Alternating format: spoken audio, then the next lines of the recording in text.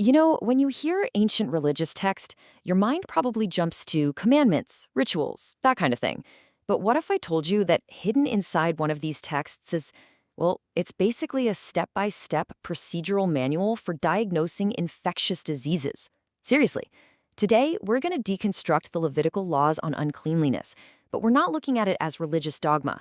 Instead, we're treating it as one of the very first systems of public health diagnostics ever recorded. All right, so how did this whole thing actually work? Here's the game plan. We're going to start with the priest's first look, then dive into their 2-week diagnostic process. After that, we'll unpack how they made the final call, clean versus unclean, and see how they used the same logic on things like moldy clothes.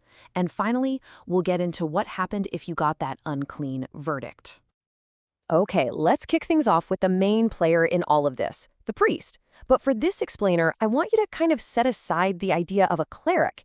Instead, think of him as the lead public health inspector, the absolute first line of defense against some invisible threat. I mean, think about the challenge they were up against. They had no microscopes, no concept of germ theory. So how on earth could you tell a simple rash from a seriously dangerous spreading infection? The only tool they had in their entire arsenal was, well, their own eyes. So what was their solution? They created a system. And this is the brilliant part. It wasn't based on feelings or some kind of divine message.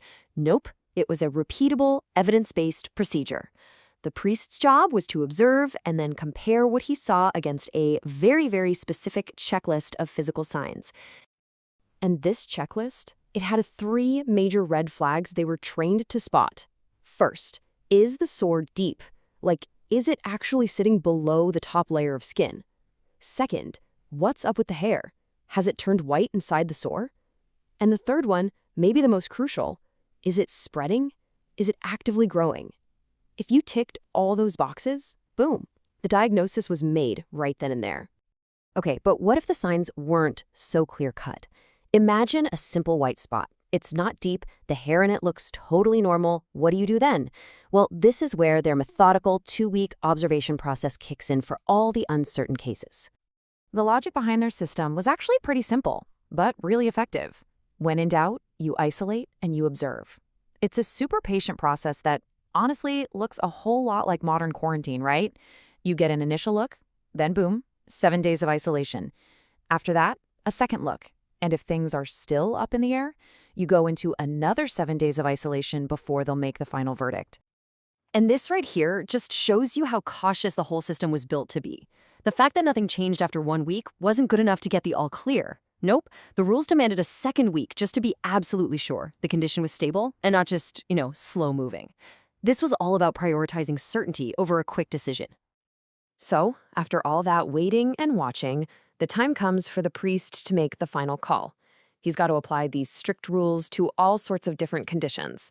And in the end, it all boiled down to one of 2 verdicts, clean or unclean. And believe me, the consequences were worlds apart. This chart really gets to the heart of their diagnostic logic. It's like a flowchart, right? You can almost hear the questions. Is it deeper than the skin? Is the hair white? Is it spreading? If yes, then it's unclean. But is it just on the surface? Is it contained, or maybe just a faded old burn scar? Then you're clean. And that last point is huge. If raw flesh was visible, that was a critical sign of an active, dangerous disease. And what's cool is how the system tried to account for all these different scenarios. For instance, just going bald, totally clean, no problem. But a weird reddish-white sore that shows up on your bald head? Uh-oh, that's unclean. And for sores on the scalp, the hair was everything. Thin, yellow hair was a bad sign. But if normal, black hair started to grow back in, that was their signal for healing, and you'd be declared clean. Now here's where we hit a really surprising, almost counterintuitive rule.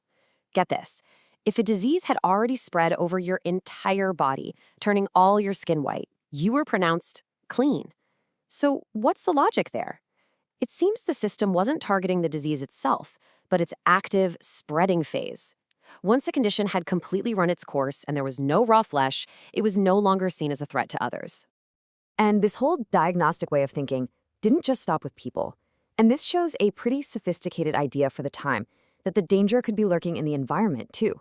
So they applied the exact same principles of observation and isolation to everyday objects, like clothes and leather goods. And check out the protocol for mold. It shows just how consistent their thinking was. If you found a suspicious greenish or reddish spot on your clothes, it triggered the exact same process.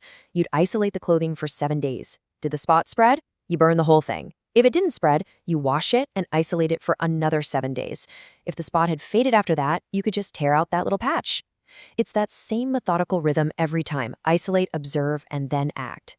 So we've walked through the whole diagnostic process. But what actually happened if, at the end of all of it, the verdict was unclean? Well, the consequences were immediate, they were severe, and they were all designed for one single purpose: complete and total isolation from the rest of the community. And this wasn't some private medical diagnosis you kept to yourself. The person who was declared unclean was legally required to become a living, breathing warning sign. They had to publicly announce their status, literally shouting, "Unclean, unclean," to anyone who got close, forcing that social distance. And the rules for this quarantine were spelled out crystal clear. You had to wear torn clothes, you had to let your hair go unkempt, all these visual cues to warn people away. You even had to cover the lower part of your face, which sounds a lot like an ancient form of masking, doesn't it? And then, the biggest rule of all, you had to live alone, completely outside the camp, away from everyone, until you were healed and the priest could finally pronounce you clean. When you step back and look at the whole thing, what you see is a society grappling with the terrifying reality of contagion. And they were fighting it with the only tools they had: just careful observation, methodical isolation, and really strict social rules. And all this leaves us with a big question, doesn't it? Was this whole system just a primitive but pretty effective form of public health?